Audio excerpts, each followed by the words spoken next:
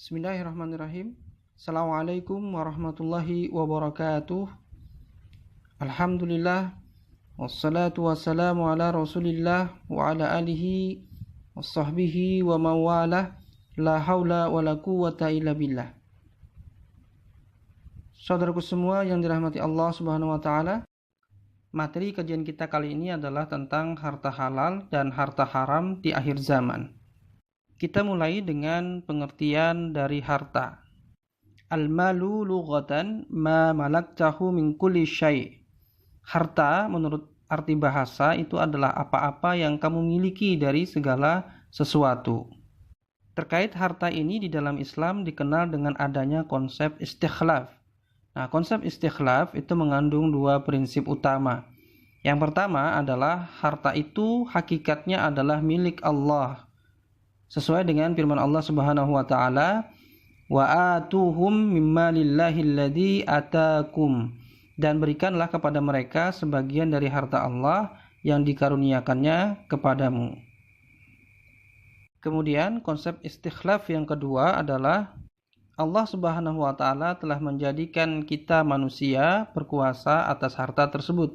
Sebagaimana firman-Nya, wa anfiqu mimma ja'alakum mustakhlafina fihi, dan nafkahkanlah sebagian dari hartamu yang Allah telah menjadikan kamu menguasainya.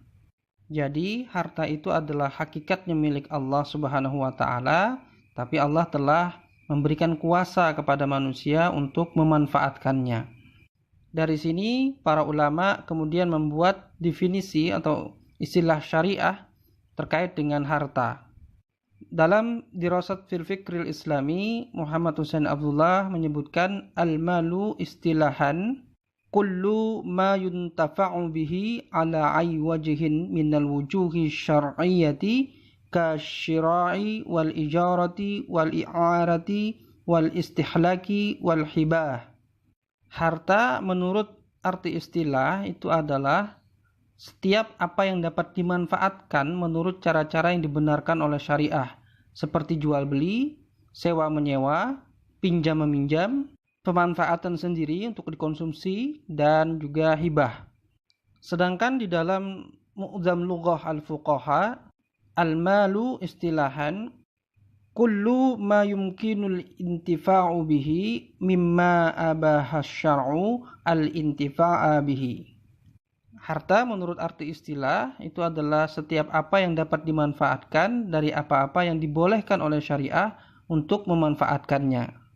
Dari dua definisi ini kita bisa simpulkan bahwa yang dimaksud dengan harta itu adalah apa saja yang telah dibolehkan syariah untuk bisa kita manfaatkan. Nah, implikasi dari konsep istikhlaf dan definisi syariah terkait harta tersebut adalah segala pengaturan urusan harta ini wajib tunduk kepada hukum Allah. Jadi, apa yang dimaksud dengan harta halal dan harta haram? Nah, harta halal itu adalah segala sesuatu yang memperoleh izin syara untuk dikumpulkan dan dimiliki. Sedangkan harta haram adalah segala sesuatu berupa benda yang dilarang atau tidak memperoleh izin dari syara untuk dikumpulkan dan dimiliki. Di dalam syariat Islam, jenis harta haram ini terbagi menjadi 3. Pertama, haram karena zatnya. Yang kedua, haram karena mengambil hak adami. Dan yang ketiga adalah haram karena dihasilkan dari muamalah yang batil. Nah, mari kita bahas satu persatu. Yang pertama adalah harta haram karena zatnya. Allah Subhanahu wa taala sebagai pemilik harta itu mengharamkan sebagian hartanya untuk kemudian dimanfaatkan oleh manusia. Misalnya di dalam Quran surah Al-Maidah ayat 3. Hurrimat alaikumul maitah waddamu wallahmul khinjir. Diharamkan bagi kalian memakan bangkai, darah, dan daging babi. Begitu juga di dalam hadis misalnya. Hurrimatil khamru bi'ainiha.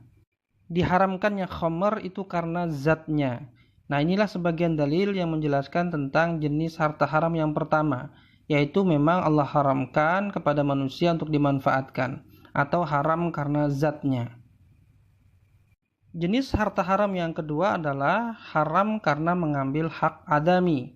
Sebagaimana Allah firmankan dalam Al-Quran, wasyariqu wasyariqatu faqta'u aydiyahuma.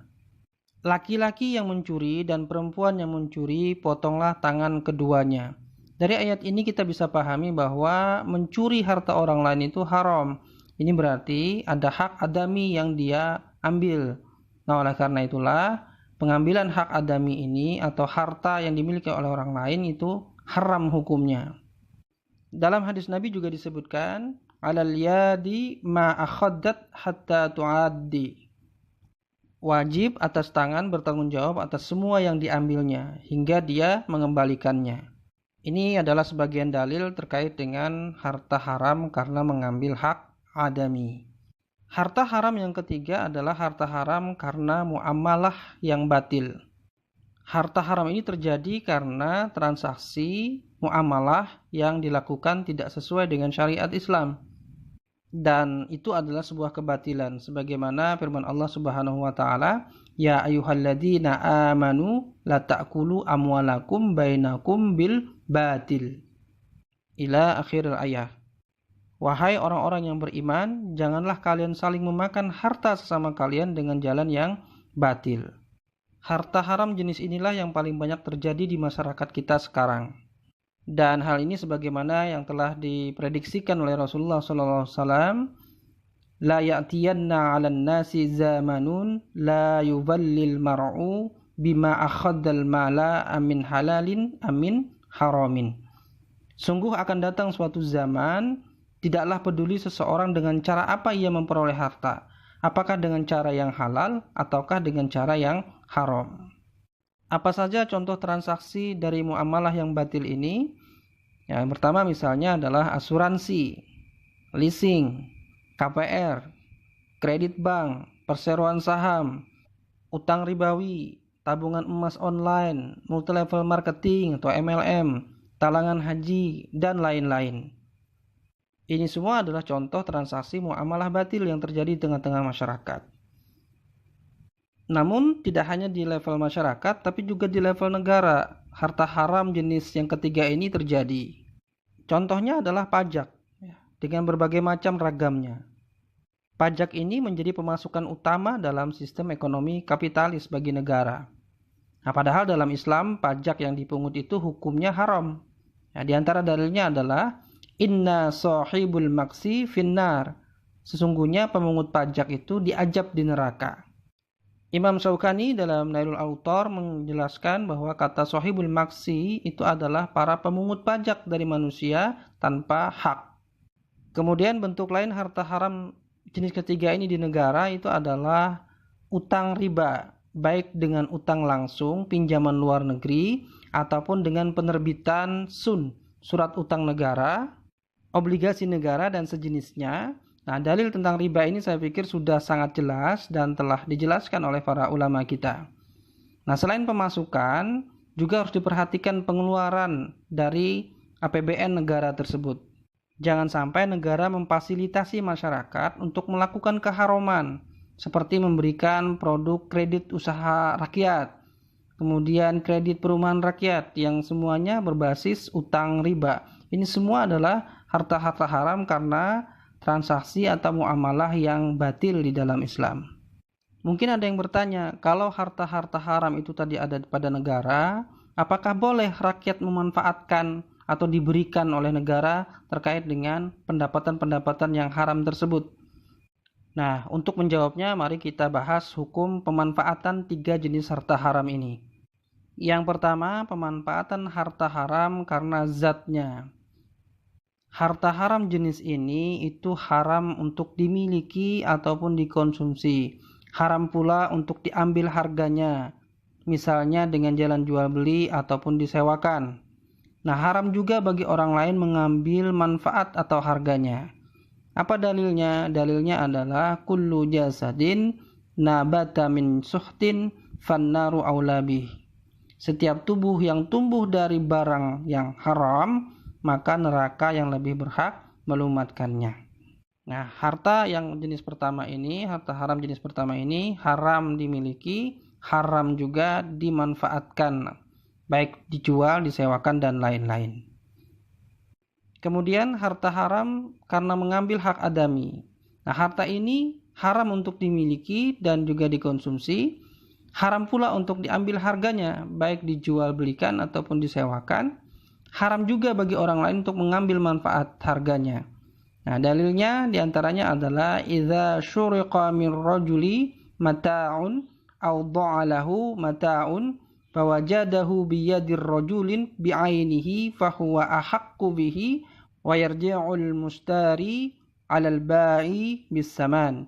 Jika barang seseorang itu dicuri atau hilang, kemudian ia mendapatinya di tangan orang lain, maka ia lebih berhak terhadap barang tersebut dan orang yang membelinya harus mengembalikan barang tersebut kepada penjualnya dengan memperoleh kembali harganya. Jadi harta haram jenis kedua ini adalah haram dimiliki, haram dikonsumsi, haram juga untuk kemudian dimanfaatkan atau diambil harganya. Karena ini adalah harta milik orang lain, bukan milik mereka yang mengambil itu.